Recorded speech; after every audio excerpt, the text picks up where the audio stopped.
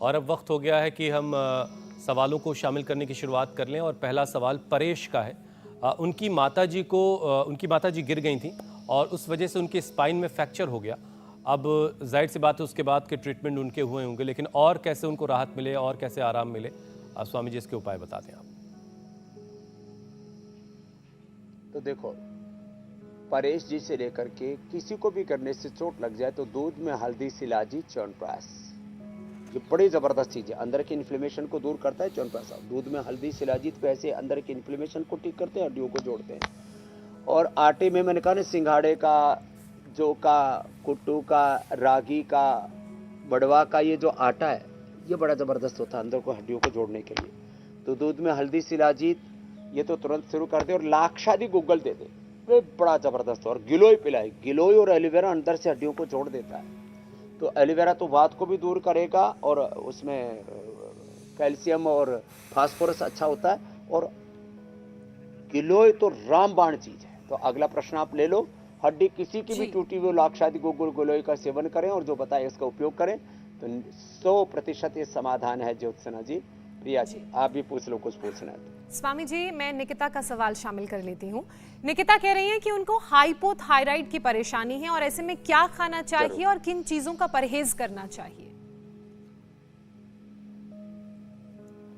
Hypo हो या hyper thyroid हो, ये पॉइंट दबाए। और जो कर सके वो सर्वांगासन, हलासन ये कर लें। जो सर्वांगासन, हलासन नहीं कर पाते हैं वो कम से कम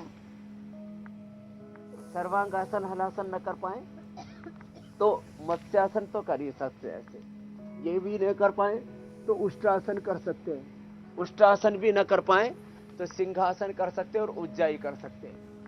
हाइपो हो या हाइपर थायराइड हो, ये अर्धउष्ट्रासन कर सकते हैं। और एक है ये, और ये पॉइंट दबाएं।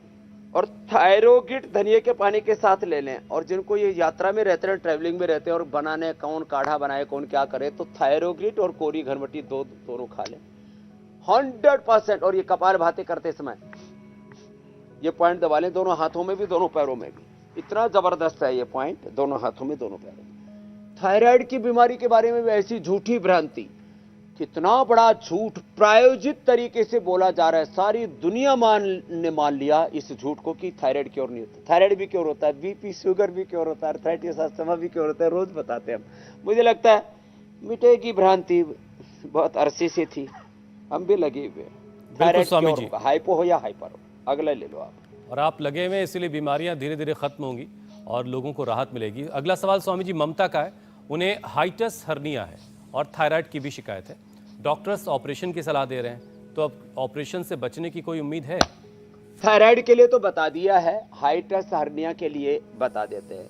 हाइटस हर्निया के बारे में हुसैन भाई ऐसी मान्यता है कि वो भी फिर खाने पर एसिड रिफ्लैक्स होता है, इसको हाइटस हर्निया कहते हैं। तो ममता जी, आपसे हमारी भी बहुत ममता और ममता पूर्वक ही आपको बता रहे हैं कि आप एक तो योग करेंगे तो आपके भीतर समता रहेगी, वात पित्त कफ दोष कोई भी नहीं बढ़ेगा।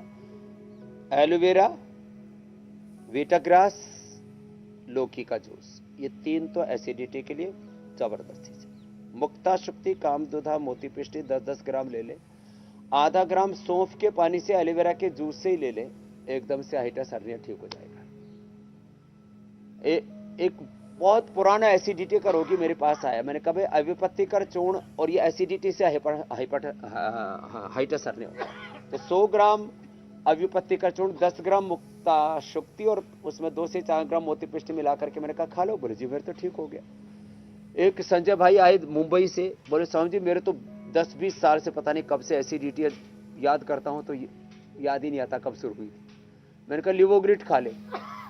पूज्य आचार्य भाषण जी ने उनको लिवोग्रिट दे दी, ठीक। और हाइपर एसिडिटी भी ठीक होगी, तो हम बता रहे हैं हाइटस हर्निया भी ठीक होगा। और बस तीखा तला हुआ ना खाएं, सुबह थोड़ा सा अंकुरित खाएं और फ्रूट जूस पिए, फल खाएं, अनार खाएं, सेब खाएं, पपीता खाएं, कभी ओट्स का दलिया खा लिया, कभी जौ का दलिया खा लिया। अच्छी चीजें खाएं पिएं, बहुत ज्यादा तीखी तली मसाले, गरम मसाला, चाट मसाला, पाव भाजी मसाला, फिर ये मसाला वो मसाला दे दे करके सब अंदर से घोटाला कर डाला। ममता जी बस। अच्छा, ये पिंडली भी दबा लेना और पूछ लो कोई शेष रह गया हो तो प्रश्न। हुसैन भाई, ज्योत्सना जी, प्रिया जी, ये बड़ा अच्छा है। हाइटस है। अगला सवाल स्वामी जी प्रिया का है। यहाँ जो बैठी प्रिया, उनका नहीं है। मेरा नहीं है। स्वामी जी, प्रिया की बहन है, उनको डिप्रेशन की प्रॉब्लम है और उन्हें बुरे सपने आते हैं, तो इसका भी कोई इलाज है क्या? योग में, आयुर्वेद में बुरे सपने आते हैं?